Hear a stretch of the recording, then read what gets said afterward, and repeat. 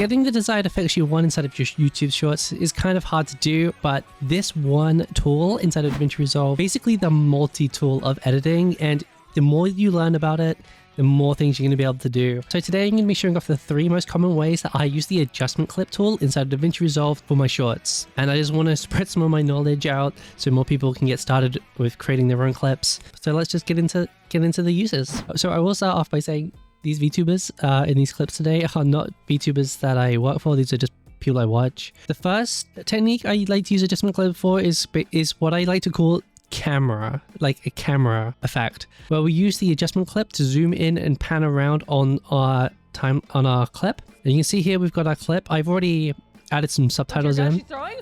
She's flying?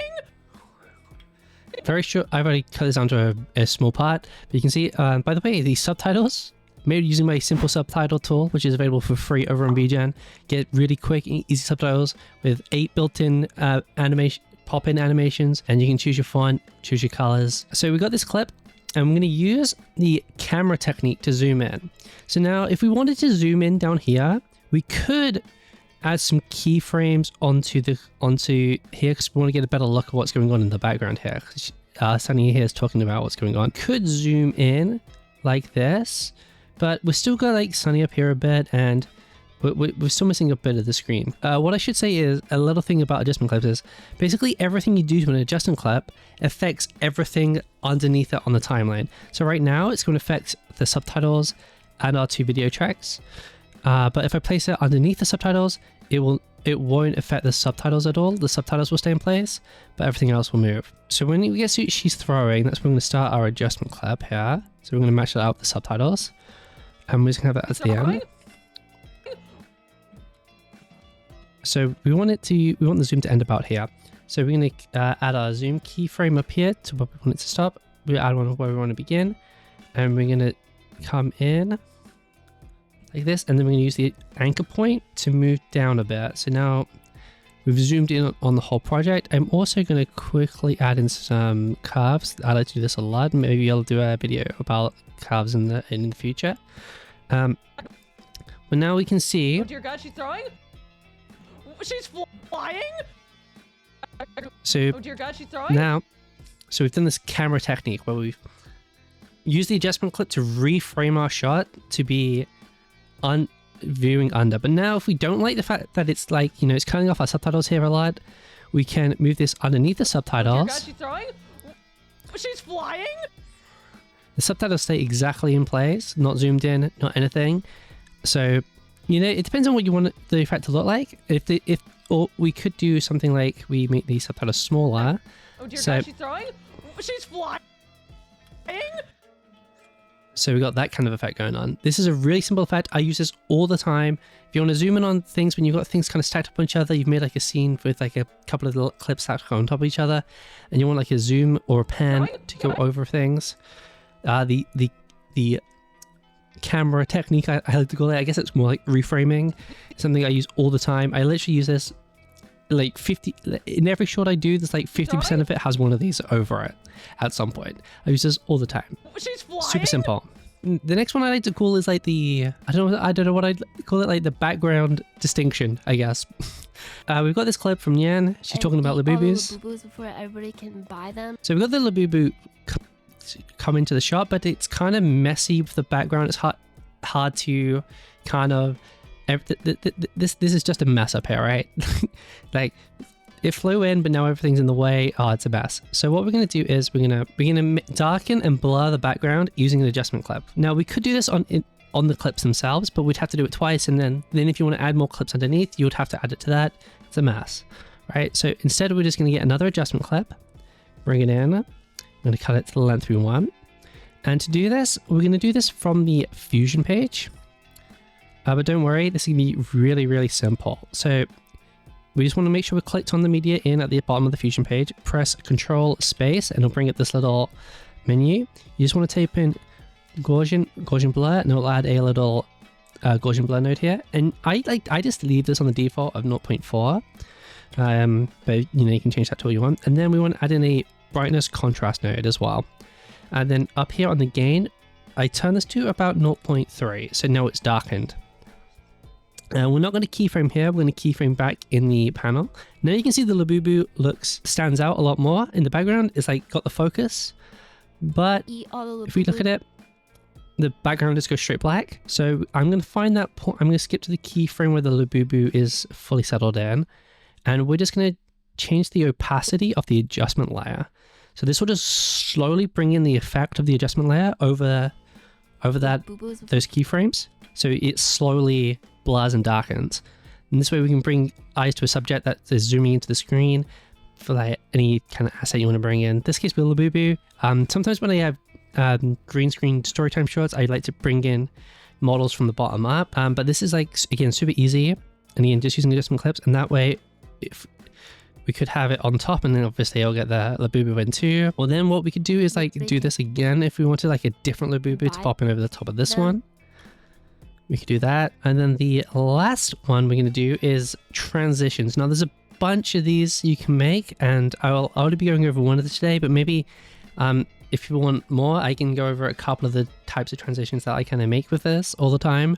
But here we got this Minecraft clip. We can now combine.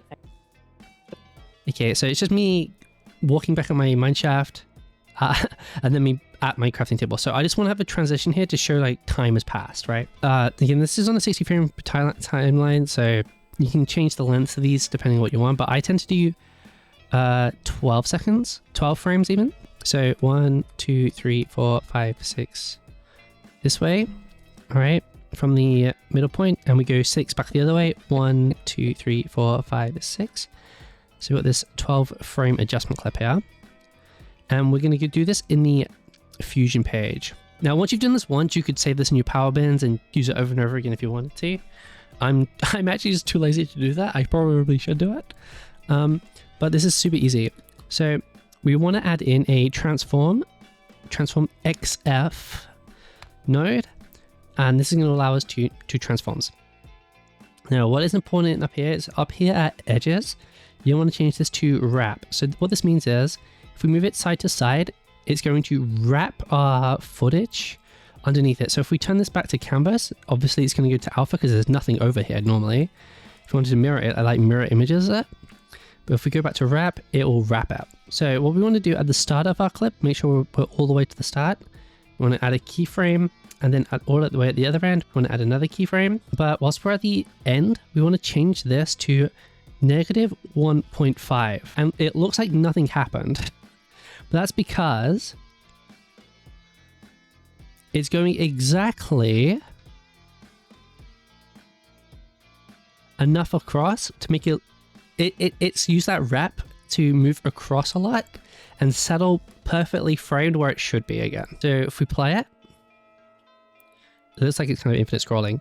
But if we just play this by itself, we can now. It looks a bit, yeah. It looks a bit blocky and not natural and whatever. So the next thing we're going to do is come up to the settings, add on motion blur, and obviously you can already see the blur come in. Now I put in 4 to 80. I got these from PJ, I think that's the name of the guy. He does like AMV style tutorial stuff. That's where I got these numbers from originally. And so then what we want to do is come down to this area here of this curve. And if you don't see this, it's called this spline panel. So just make sure the spline is clicked on the top panel. Make sure you click in this box, press Ctrl A, and it'll select the nodes. Then press F, and it'll flatten them out. Okay. Then what you want to do is you want to get to that point where the clips change, so we can see here at the middle. What we want to do is hold Alt and come across and drag this white line across, and then you want to do the same for the top. And you can see that this is happening. So what this basically means is we're going to start this transform like this position across really slowly. In the middle, it's going to go really quickly, and then it's going to smooth out again and get really slow towards the end. So it looks a lot more blurry and like whip pan. Now if we add that with like a whoosh sound effect, it looks like we've passaged time and we're moved on to like the next scene almost. I do similar things where you can do similar things where instead of moving this across, you can change this angle to 360. So instead it'll do a spin around instead. You can make some cool like kind of transform effects like this using adjustment clips. Adjustment clips are literally multi-tools. I think every short I do has like at least like 10 or 15 of them somewhere doing something. So if you've enjoyed the video, if you found it useful and somehow, a like and subscribe would be great. I want to do some more of these. So if there's any aspects of Resolve you want to learn some more things about, let me know in the comments and I'll see what I can I can do. Oh, if you have any things you like to do with adjustment clips all the time, let me know. I know lots of people use them for color grading. Don't really do that a lot in Twitch clip highlights. Please let me know what you use them for too. And maybe I can learn some new things about what to do with adjustment clips. Yeah. Hopefully I'll see you again.